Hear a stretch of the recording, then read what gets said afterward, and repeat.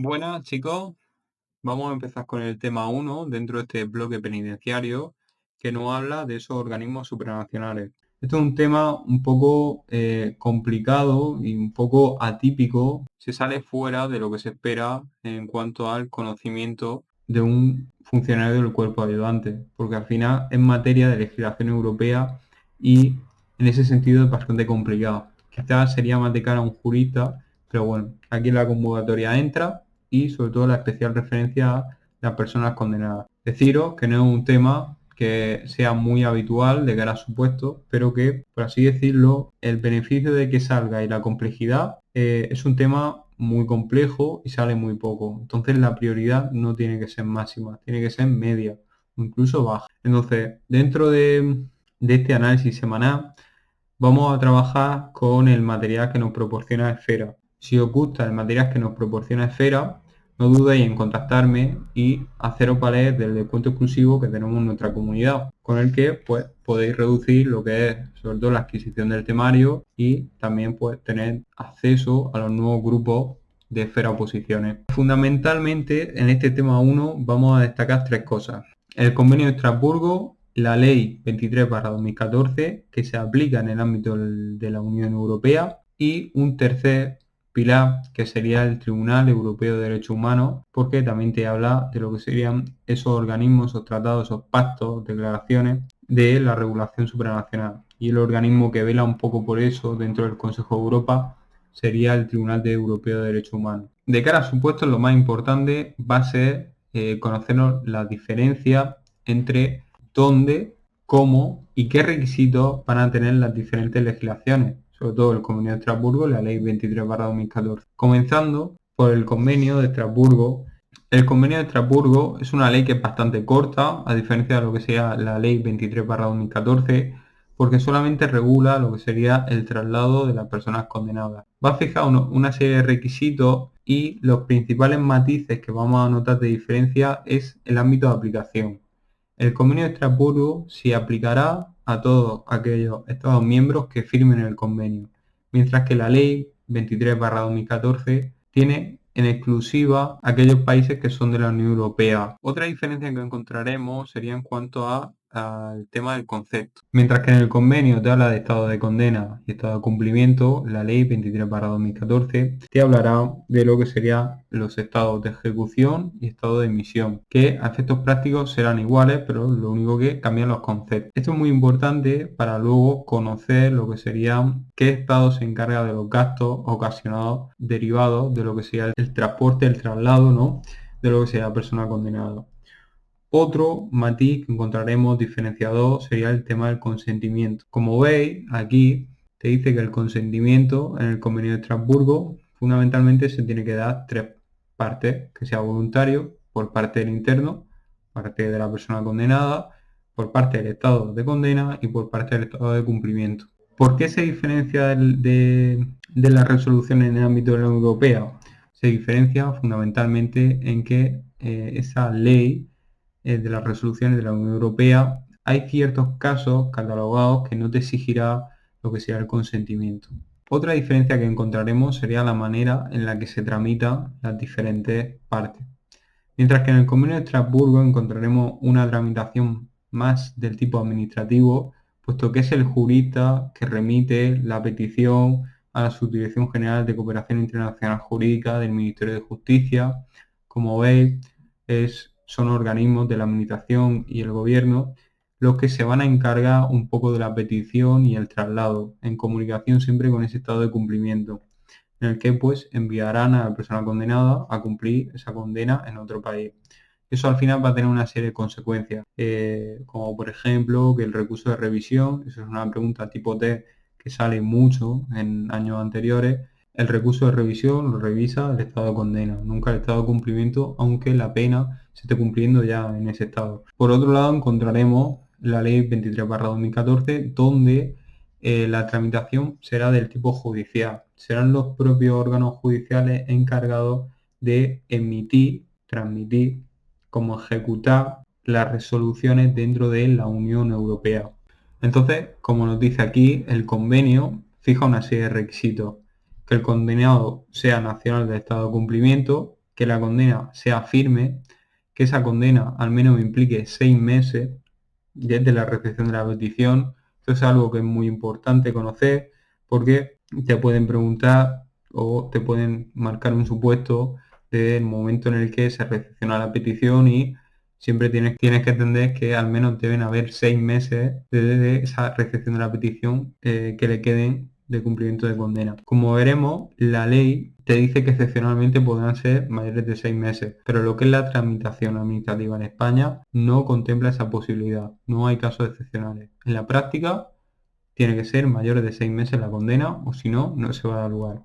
Y fundamentalmente el cuarto requisito es que ese delito que se condena en España también sea sujeto a delito en función del Código Penal del país, también lo sea en ese país. Cuando se emite esta petición al Ministerio de Justicia del Estado de Cumplimiento, pues el Estado de Cumplimiento va a tener dos alternativas, la prosecución o bien la conversión de la condena. Como veréis en los temas, cada una tiene fija sus requisitos. La conversión pues no podrá cambiar lo que sea el sentido de la pena. No puede ser que venga con una condena de prisión y se la convierta en una pena de multa o una sanción pecuniaria. Entonces, esas son las principales diferencias. Bueno, en cuanto a lo que sería la fijación de la prosecución y la conversión de la condena, vemos que sí que se fija a lo largo del tema una serie de requisitos. Luego, por otro lado, la 23/2014 hablábamos de un estado de emisión y de ejecución. Aquí el concepto cambia, pero realmente es bastante parecido. ¿Por qué es bastante complejo que salga de cara a supuesto? Por esta ley.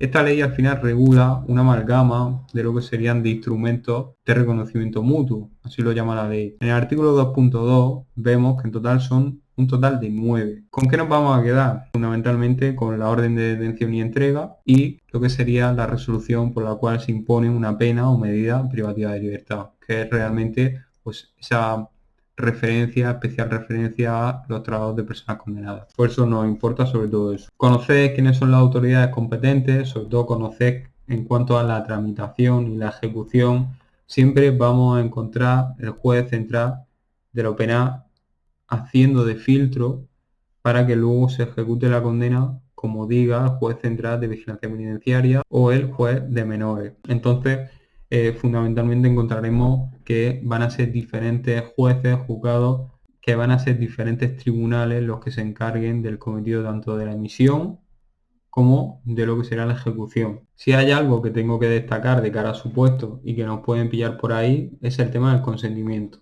El consentimiento, mientras que en el Convenio de Estrasburgo nos exige un consentimiento fehaciente, voluntario, por parte del sujeto, es verdad que en la Ley 23/2014 te habla de que se tiene que constatar por parte de un abogado el tema de, o un funcionario, un cónsul, el tema del consentimiento. Pero bueno, hay ciertos requisitos en los que nos exige un consentimiento y estos son los que aparecen por aquí, que sería que el condenado sea nacional de ese Estado miembro y que tenga además esos vínculos o que vaya a ser expulsado tras el cumplimiento de la pena privativa de libertad o simplemente que se haya fugado o haya regresado a ese país de cumplimiento. Yo me quedaría con eso. El tema del consentimiento, es verdad que los requisitos son bastante parecidos.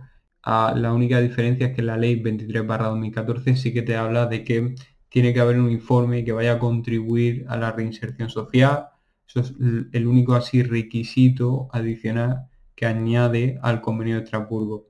Luego, por otro lado, como hemos dicho, en cuanto a la ejecución de esas penas que se imponen privativas de libertad, siempre vamos a encontrar al juez central de lo penal como una especie de filtro y será aquel el que niegue el certificado en caso de que, pues, como vemos aquí, que por motivos de edad pues sea menor en cuanto a la legislación del Código Penal aplicable.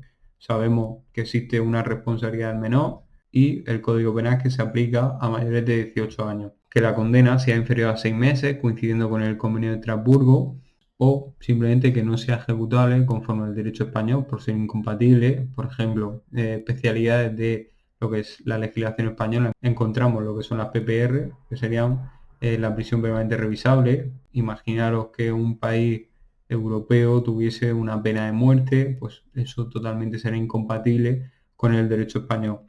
Y luego, por último, pues simplemente que no se cumplan esos requisitos. Por otro lado, y no siendo tan importante de cara a su puesto, nos encontraremos con el Tribunal Europeo de Derechos Humanos, un organismo que pues simplemente con conocer cómo actúa, las cuatro formas en las que actúa en juego único, en comité, en sala, en gran sala y en pleno, simplemente con que sepamos eso y cómo funciona el tema de las resoluciones cuando son definitivas o no, y el concepto de la inhibición a la gran sala que forma la sala. Con que sepamos esos conceptos se puede solventar tanto de cara a supuestos como de cara a tipo T, pero siendo más relevante esto último. En resumen, encontraremos en este primer tema ciertas diferencias en la aplicación, en lo que sería el traslado de las personas condenadas, donde básicamente será el ámbito de aplicación que se suscribe cada legislación, la tramitación, sea administrativa o más por la vía judicial, el tema de los consentimientos y aquellas cosas que añade la ley 23/2014 en cuanto a requisitos.